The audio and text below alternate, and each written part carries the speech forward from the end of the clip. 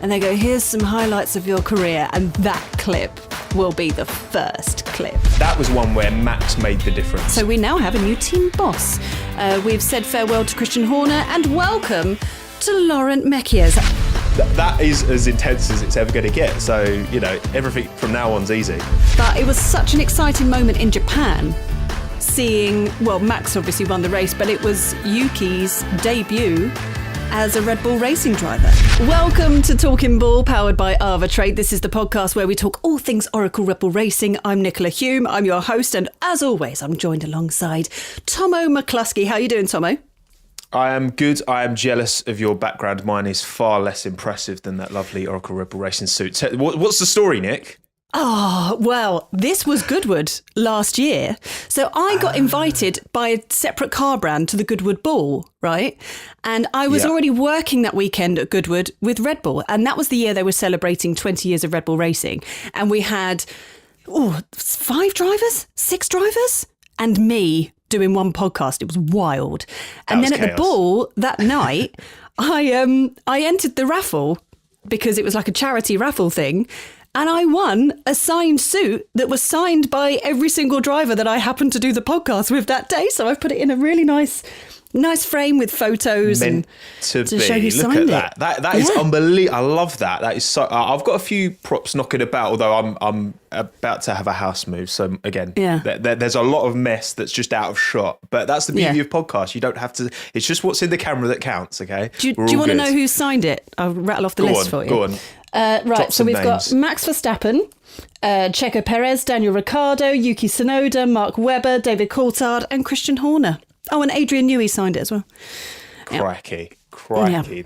That's going to be worth, it's worth a lot of money today, Nick, but worth a lot of money going forward. Yeah, that's your retirement right there.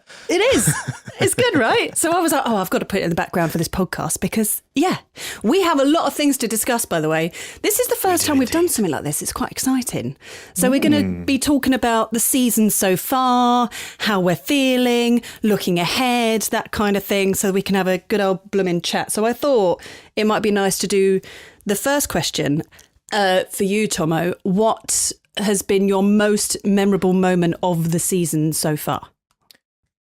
There's a few very entertaining, particularly from Max, moments on the radio on. Asked about the F1 movie, and Max was like, "What's that?" I have no idea. I've not seen it pop up on Apple TV yet. So Max is always up for a laugh, right? And he knows what he's doing. I love it. Yeah. But I've got to say, Nick, one of the most impressive overtakes I've ever watched live, his move around the outside of Oscar Piastri at Imola. Oh my goodness. Emilia Romagna, stunning. Turn 1. Huge. Clutch out of nowhere. And Oscar has proven himself to be very, very adept in wheel-to-wheel combat, right? This kid, he's young, he's only in his 3rd season, but he's been hugely impressive this year. And Max just slung it round the outside. No one saw it coming. George was fuming on the radio. He was like, Oscar, what are you doing? You've let it through. And it was what an overtake. He got it done. That was Max on the absolute edge, on the absolute raggedy edge, getting it done. That was a hell of a move. That was one of those moments where you stand up and like you are aghast. Whether you support Max or Red Bull or not, it was unbelievable. Okay, so my other highlight was actually all the way back to the first race of the season, which was the Australian Grand Prix. And it wasn't a good day for Isaac Hadjar because he crashed out in the formation lap. But it was what came after that has made that so memorable, because he came off track, he was clearly devastated, and he walked away, and then it was like Papa Hamilton come up and gave him a massive hug. And it was like the universe, regardless of which team, which driver, whoever you support, everybody sort of universally came together to kind of support Isaac Hadjar. And since that moment, he has been incredible in every single race. He is still, I believe, the only driver to make it out of Q1 for every single qualifying. And it was one of those moments where I remember watching it, I was devastated for him. And you're like, this can go 2 ways, right? This is either going to be him completely defeated, or he's just going to go and, put it nicely, kick some ass over the next few races. And that's exactly what he did. And that for me was such a huge moment. Yeah, I mean, with so many rookies on the grid this season, and Isaac being one of those with, yeah, I mean, very little in terms of expectation, I think, relative to a lot of the other rookies. I think that's very, very fair to say coming in. You know, he'd done a great job in Formula 3 alongside, you know, Behrman and Martins. If you go back a few years, difficult first year in F2, then second year in F2, him and Gabriel Bortoleto going for the title all the way to the end. And then Hadjar was announced very late, you know, as a Racing Bulls driver. And like you say, had that first weekend, which was tough for a lot of the rookies. I mean, Behrman was the only one who finished, and he had an awful practice where he just went off, and then he had a stinker in practice. They all had a bad time, did the rookies, but it was trial by fire, right? Those conditions were insane. And yeah, Isaac's been such a, we've got to shout out the Racing Bulls social media team, because oh my God, the best of the best. The gems they've been dropping with Liam and Isaac have been unbelievable, I've got to say. I mean, because like before the season even started, I mean, it was just kind of gossip central, wasn't it? Because, I mean, we had 6 rookies on the grid, then we finally had Lewis Hamilton joining Ferrari, which just felt like a wild move. That was such huge news when that was announced. And then you had Liam Lawson was then taken over from Checo to join the Red Bull Racing team. So it was a huge start to the year. It wasn't just like a copy-paste moment to start the season off. It was quite an exciting start, even though the racing hadn't started yet. Yeah, I think obviously Lewis had been announced at the start of last year, so we had an entire season knowing that was going to happen, and that kind of built up a lot of suspense. Though, it was weird. Lewis, at his stage, he's had so much success. You know, 7 world titles, and it was. I think for him, I think it's worth the gamble. You know, and things are. You know, it's always going to be a transitional season. I think we're going to see the best of Lewis probably in 2026, and like you say, obviously Liam coming in as well. Replacing Checo at the start of the year, you know, it was very much, it was always going to be a challenge for now. And I think Liam made such a strong impression as well. You know, the times that he subbed in, you know, Singapore, he's, you know, right at the start where he, you know, put it in Q3, and Max ended up not getting through to Q3 because Liam did. You know, it was a big impression Liam made early on in his Red Bull stint, and he definitely merited the opportunity. It merited a seat, right? Because there was all this talk around, you know, when Ricciardo obviously returned to the Red Bull family and was racing in the Racing Bulls, you know, Liam, Daniel, who kind of merited the seat. Yuki was still in Racing Bulls at the time, and I'm glad Liam has got his shot, and he may not still be in the Red Bull Racing seat right now, but he's still in an F1 seat, and we've seen, I mean, just recency bias here, but 3 point scoring finishes in the last 4 races for Liam Lawson. You know, it wasn't the easiest transition back to Racing Bulls, but points galore. Points on the board. Love to see it. Loins.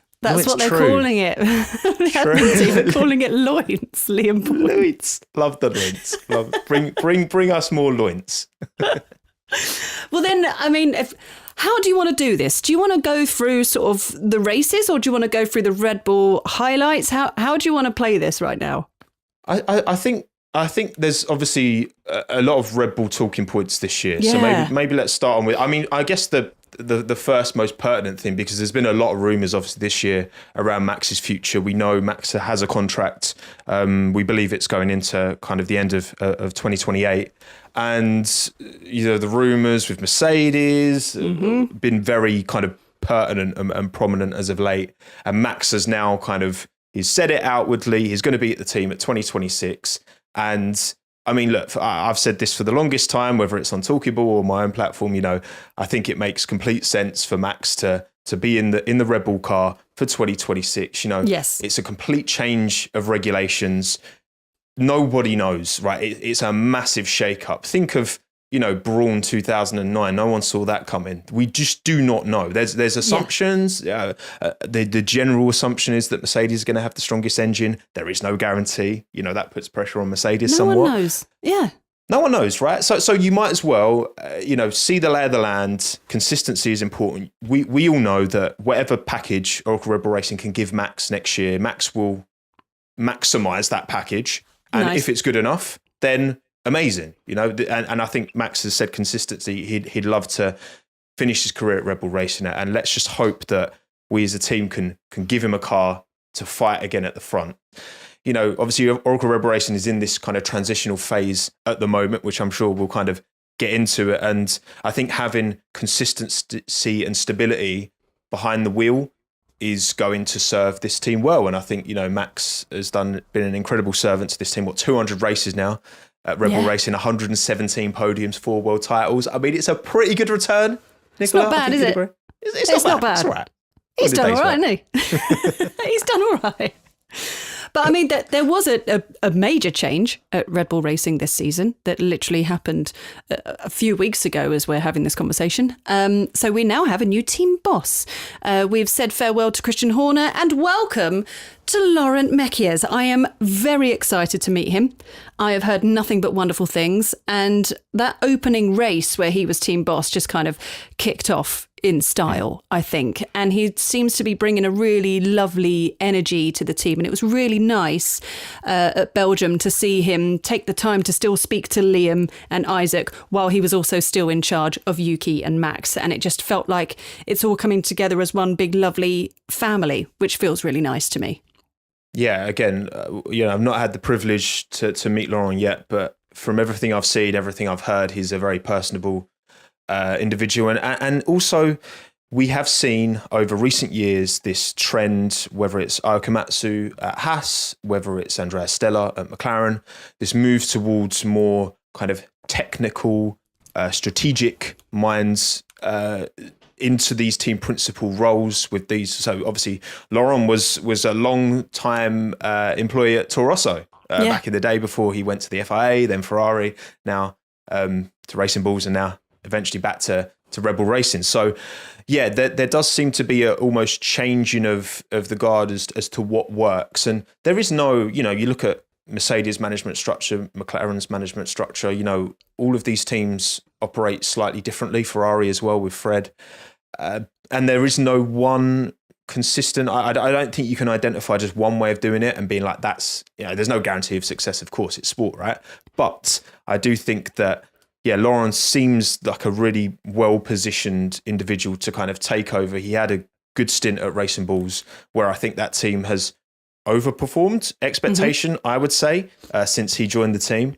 And hopefully more of the same leading Oracle Red Bull Racing. I can only imagine when he found out that the job was I guess his if he wanted it, how he must have felt and reacted. That must have been quite the phone call for him. I can only imagine. Oh, to be a fly on the wall. Yeah. I mean, the pressure, because there's no denying the success of Christian Horner and what he achieved within 100%. The 20 years of being at Red Bull Racing.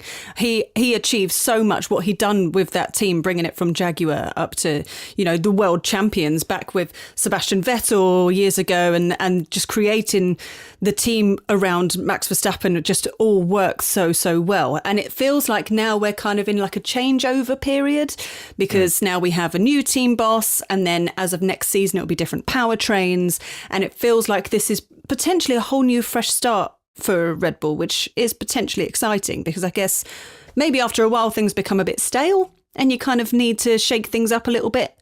And I think that's what's happening. So it's exciting. It is exciting. I think it's important to as well, like, temper expectation. I mean, when, Red Bull purchased Jaguar and took the team over, it took many years to get that competitive package. Sebastian was winning Grand Prix in 2009, didn't quite have enough to win the title, but then obviously 2010, 11, 12, 13 was the kind of dominant force over that period. And it's difficult. It's difficult when you get to the top as well to retain those levels, because I imagine, when you're chasing, you've always got that yardstick ahead. If you're second, third, you've got that team at the front and you're always trying to chase them and catch them and find these gains. And when you're at the top, it can be difficult to maintain those standards, I think. And we've seen, Mercedes, obviously they had their period of domination and they've really struggled in this ground effect era to replicate that success. And it is, yes, sometimes nothing lasts forever.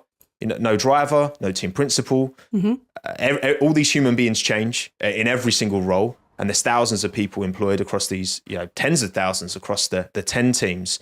But what stays the same is the name above the door, broadly speaking, anyway, and the factory, and it's all part of this system where Christian started that. I mean, he was younger than me when he started, which is absolutely insane to think about giving that level of responsibility. At 31, I think Christian was when he I was would given not the be able to keys. handle that at that age. No way. His legacy is unquestionable. Absolutely, it'd be fascinating to see what Christian does next. Absolutely, I'm keen to see, because I think obviously he's got so much value that he's brought to the sport. Yeah. But yeah, Lauren's at the wheel now, and I'm very excited to get him. We've got to get him on Talking Ball. Lauren, oh God, come on. yeah. Let's make it happen. 100%. Yeah, that's absolutely happening. Yeah. Yes. Because we're approaching next season with the regulation changes at the moment as you're watching a race. So we're just talking off the tail end of the Hungarian Grand Prix, and everything is so close. I mean, when it came to qualifying, the entire 20 drivers were all basically within a second of each other within qualifying. Like, it's so tight. But as of next season, that could all change and everything will end up being much, much further apart. So who knows what next season's going to bring? But I think we should just carry on embracing this moment of how close this racing is this season, because we've gone through phases, right? This is what happens in Formula One. You go through dominant eras of different teams. So there was, the dominant era of Mercedes. We then had the dominant era of Red Bull Racing, where Max was just winning everything with ease.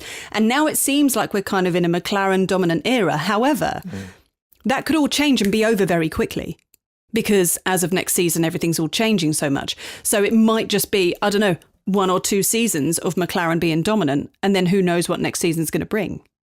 Yeah, no, absolutely. I think we have a Formula One right now that, yes, there are problems with dirty air, and that has been a shame. I think that has... imagine if we still had these cars as clean through the air as they were in 2022, because obviously the teams add downforce, add performance, and then that creates more turbulent air. They were approximating you needed 0.8 delta in Hungary to make an overtake around one of the shortest laps on the calendar. That was a real shame. But like you say, in qualifying, we had the closest Q3 spread in F1 history, 0.5 seconds, 0.55 of a second. Crazy close. Look at how, Aston Martin in 2023 just were all of a sudden the second best team and giving Max problems on a regular, right? Look at Sauber right now. They've just bounced back from seemingly being nowhere for the last couple of years, and all of a sudden, Bortoletto's got a P6. He had a blinder of a race, in Hungary. And it's mad how the margins are so fine. The dirty air is an issue, and it's just fingers crossed. 26, these new cars, with active aero, more simplified floors. We should hopefully be, hopefully that will mitigate that problem to an extent. We are going to get a bit of a field spread. It always happens at the start of a new regulation period. Some teams nail it, hopefully Red Bull. Some teams don't, hopefully not Red Bull. And we'll see where we land. But it's the unknown, which I think is amazing. That's what I'm looking forward to. The anticipation. Anything can happen. Anything could happen. I mean, if you look at the season that we've had so far, so this is Max's highlights, if you will. So he's won 2 Grand Prix, Japan and Imola. He won the sprint race in Belgium, which was so exciting, by the way. And he's been on the podium 3 times, Australia, Saudi Arabia and Canada as well. So it's been a solid season so far for Max. But it was such an exciting moment in Japan, seeing, Max obviously won the race, but it was Yuki's debut as a Red Bull racing driver. Absolutely. I mean, what an impression Yuki's made over his time in Formula One. He's over 100 races in now, Yuki. Yeah. So he's been around for a while. And I've got to say, look, I've been a long-term supporter of Yuki. Since I always gets forgotten his P4 2021 Abu Dhabi, for obvious reason, that gets forgotten. But Yuki had a blinder of a race, overtook Bottas on the last lap, threw one up the inside, and I was like, this is my guy. Love to see it. And this guy right here. and he is, I could absolute vouch now that I've briefly met him. He is hilarious. He's great energy. He's chill. He's relaxed. He's funny. And you know what? I think it hasn't been an easy time, right? Since he jumped into the Red Bull racing car. This is, objectively true. He had a strong start to Q3s, two Q3s and an SQ3 in all of his Racing Bull sessions at the start of the year. Jumped into the Red Bull, it's been much trickier. And as of late, Spa within 3.5 tenths of Max, the closest any teammate's been to Max around Spa since Daniel Ricciardo. And a tenth and a half off Max in Hungary. Now that put him out in Q1, which shows how fine these margins are. But I just really hope, and obviously Laurent has worked with Yuki for quite a long time as Racing Bull's team principal as well. And I really hope this is the start of something. You know, he's got some positive momentum now, positive things to work on over the summer break, back in Zandvoort. Yuki P1, you know it's happening. Come on. I'm really excited, by the way, because you've met him. I haven't met him yet. I haven't met him Have you yet. not? Have you not had him on the... Oh, okay. I saw him in the canteen last time that we were at Red Bull. We were getting some lunch and I was like, oh my God, just bring the pod mic over. Yuki, sorry you're having your dinner, mate, but we're doing the podcast right here, right now. Cool, you're not getting away. But I can tell you, we do have him booked, so he will be coming on Talking Ball. Annoyingly, you can't be there because you're on holiday that day, and that was the one day that we could book Yuki. So it's just me and Yuki, and I don't know. Well, look, I might try and bribe the pilot of my flight back from my holiday. Just fly a bit quicker, and I might be able to. Yeah, I might be able to parachute in. So I'll do my best. Maybe midway through the podcast, I just fly through the ceiling. It'd be great content. Be amazing. So, that would be good. But you will have a great time with Yuki. I promise you that, because he is just fantastic. Good energy. Great kid. Love to see I'm it. very, very excited to meet him. Also, one of my highlights that I think, as much as we're talking about Formula One, I need to talk about your first episode with Talking Ball. So here's some behind the scenes of what happened, right? Tomo really got thrown in the deep end that weekend. Really got thrown in the deep end. It's the Red Bull way. Magnificent. So here's what happened, right? So we found out very last minute that we were going to be going to Monaco. I've never been to Monaco for a Grand Prix before. I've been there before for something else, but I'd never been there before. So it was all really exciting. And me and Tomo had maybe met once or twice before that, something like that. Never in person. Never in person. We'd done a couple of podcasty things together. Yeah. And obviously, I've always been aware of you. You've always been aware of me. We always just kind of knew that we would get along anyway. Just big fan of you. Big fan. And then we kind of truly got thrown in the deep end. Arrived so last minute on a Friday night. We were running on very, very little sleep. And then we had to jump on the train to Nice into Monaco. And Tomo's first thing with Red Bull, with Talking Ball, was putting him on stage with Max Verstappen. But what happened was Max was running slightly late. So we went up on stage and then we were told to just kind of, Phil, kind of build up the audience, get them all excited for Max coming on stage. And we're like, okay, cool, that's going to be like 2-3 minutes or something. And then that turned out to be about 10 minutes. Because I was such hoping... a good job. Yeah, you definitely carried, Nick. You can watch it back yourselves, right? Nick definitely carried. Look, it was one of them where I was hoping, right, because I haven't done anything in front of a live audience for quite a while, right? And then I was hoping, right, we'd rock up, a little bit of filler, and then Nick, you could kind of handle that, and then Max would be there straight away. I could just focus on Max and asking questions, good insightful questions, getting good insightful responses, bosh. And then we had to Phil. So then I'm kind of like, oh, okay, so we got to do like 6 minutes of talking to the audience, who were lovely and amazing. It was great. They were lovely, yeah. And it was, it was just like, it was, that is as intense as it's ever going to get. So, everything from now on's easy, basically. Exactly that. And because you smashed it, everything else has been a breeze since then. And it's really nice to have you as part of Talking Ball, because now we can do episodes like this where we just talk Formula One and have a lovely time. For 2025, we're excited to welcome Arvatrade as a presenting partner of the award-winning Talking Ball podcast. Now, Arvatrade is a globally regulated, multi-award-winning broker featuring over 1,250 tradable instruments from CFDs and futures to options. With trading platforms like MT4 and MT5, as well as their mobile app or web trader, Arvatrade is built to empower traders to trade with confidence anytime at every level. Was there any kind of other race highlights that pop into your head over the first start of the season? Look, I think from certainly from a Red Bull point of view, I think Max's ability to put it on pole in Suzuka and hold off the McLarens in those conditions as well. That was one of those where, you talk about races where the driver makes a difference, right? And the car is always going to be inherently linked to the driver. You're always going to have these discussions. Oh, it's just the car. Oh, it's just the driver, blah, blah, blah. But like that was one where Max made the difference. And you have these moments. And there's some weekends, Hungary just gone, even Max wasn't enough to overcome the shortcomings, unfortunately, of the car that weekend. But in Japan, he had no right to be on pole. He had no right to win that race. Yet he did. So that was very sad. And the thing is as well, right? what's the line from The Office? It's like, how do you know it's the good old? How do you remind yourself that it's the good old days when you're in them, or something along those lines? Yeah, such a good line.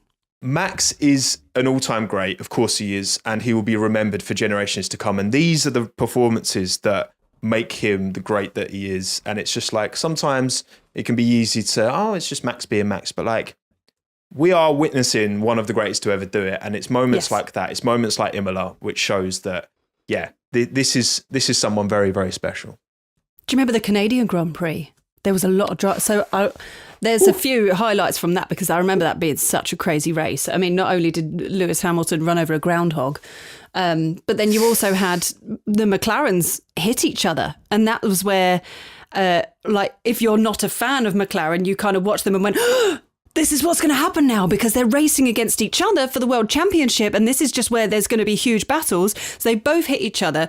Norris had a DNF, and then Piastri managed to carry on, but he then couldn't get on the podium. But that got Max. Max was up there. He came P2, I believe, that race. That was wild. Yeah. There's been some moments where, we kind of saw this in 2014, 15, 16, where you do have a team. You know, McLaren do seem to have an advantage right now. And certainly in the constructors, yeah, that's pretty much a wrap, right? Of course it is. But in the drivers, you do have these two teammates going against each other, and how McLaren manage that. And I feel like, broadly speaking, they have kept a lid on it. You know, Oscar's a very calm, composed character. You know, Lando's a bit more emotional, but all in all, it's been pretty chill. But we're not at the business end of the season yet. There's still a long way to go. So I feel like that can only last for so long. And I mean, even in Hungary, just gone, right? Oscar, you know, locks up going for the move and is millimeters from collecting the back of Lando. And then George Russell would have won, which he was like, why didn't you T-bone him? Did you hear on the the post-race? So why didn't you T-bone him? It would have been fun. I'm sure it would have been fun for you, George. Fernando would have got a podium as well, which would have been great. But yeah, that would have been amazing. It's really exciting seeing Fernando up there. I'm so obsessed with that guy. He's so cool. So when we're back from summer break, we are straight off to Zandvoort. Very exciting. We all know that that's an awesome race. We all know that that is Max's race, where it's just going to be full Max fans going completely and utterly bonkers. It's also the first race back for the Formula One Academy, which is very exciting. So it'll be nice to see the women out there doing some racing as well. So yeah, it's all systems go at the end of August when everyone's back, right? Yeah, absolutely. I think Zandvoort is such a unique track in terms of the characteristics itself. You know, it's very tight and windy. It's got the banking through the final corner. But also, yeah, the fans are just incredible. That's one I really want to, that's top of my, I've never been to Zandvoort. That's top of my list. I'd love to. Yeah. Come on, that we need to make this happen. You've got even the sand, because you're obviously so close to the sea. You've got the beach. It chucks sand on the track, which is another variability, obviously classic, which we can say from a British point of view. Dutch weather is just as unpredictable. Yeah. So sometimes you get rain, sometimes you get sun, and yeah, I'm excited for that. Max, you know, always seems to find an extra gear at Zandvoort as well. We don't know, you know, is that track going to suit where the car's sitting right now? It's very difficult to say, but yeah, ambient temperature plays a factor in that. Obviously, the tarmac as well, you know, the condition of that. Some tarmac's more abrasive than others. There's a lot of factors that go into it, but I do think that we're going to see Max determined to get back on this. It's been too long as well. It's been too long since Max has been on the podium. I reckon Zandvoort's a good shout for it. I think he'll find an extra gear. But yeah, what a venue to have F1 cars go around. They're a bit too big for the track, but they're going to be a bit smaller next year, which will make Zandvoort only a better, little bit. Yeah, we say 10 a bit centimetres, small. It's nothing, 20 centimetres. Really. It's something. I'm holding on to something, Nicola. Okay, right? fine. Okay, fine. But look, oh, by the way, it would be lovely to hear your thoughts if you're listening, if you're watching, especially if you are watching on YouTube. Let us know your thoughts about the rest of the season in the comments section below. We'd love to hear from you guys. That'd be great. Absolutely. And also, like, let us know this first half of the season, you know, I've had 14 rounds now of 24, you know. Nick, who's been your standout? Has there been a particular driver you'd like to dedicate a little bit of time to talk about? It could be Isaac Hadjar. Reparation. It could We've already discussed Isaac Hadjar? Yeah.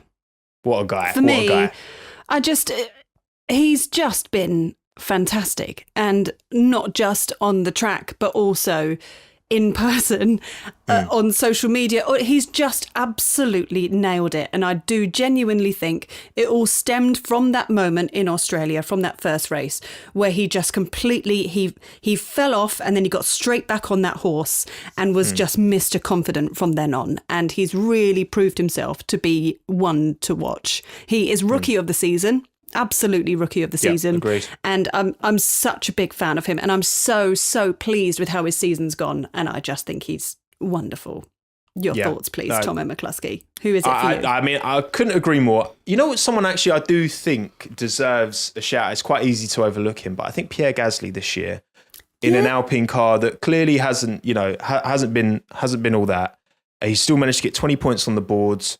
I think he's been in Q3 7-8 times, I want to say. He's finding pace in a package, and there's obviously been a lot of change at that team as well. And for him to be so consistent, I think he's been a real godsend to that team, right? Because I think without Pierre, they're in a much more challenging situation. He's been, consistently getting the maximum, the ceiling of that car, I feel like, and having a very kind of underrated season, quite an easy to overlook season. Also, Alex Albon, because he is my favourite. They're both ex-Red Bull boys as well, so there'll always be some love there. Boys. Alex has been stupendous this year in that Williams, so it's very, very good to see from an Albon fan point of view for me, but I think Pierre Gasly has been quite easy to overlook, so I want to give him his flowers. Okay. Absolutely. That's fair. Right, so we've got 10 races to go. Is there any one in particular that you are really looking forward to? Ooh, that is a good question. You're only allowed to pick one out of the 10, otherwise we'll be here forever. Interlagos, always delivers. I was going to say the same one. Yeah. If it rains as well, Max is going to put on a clinic in the rain. And Gabriel Bortoleto, his first ever home Grand Prix. Oh, it'll be fantastic this year. Yes. Interlagos, we're basically the please. same person. That's fine. We agree on everything. That's brilliant.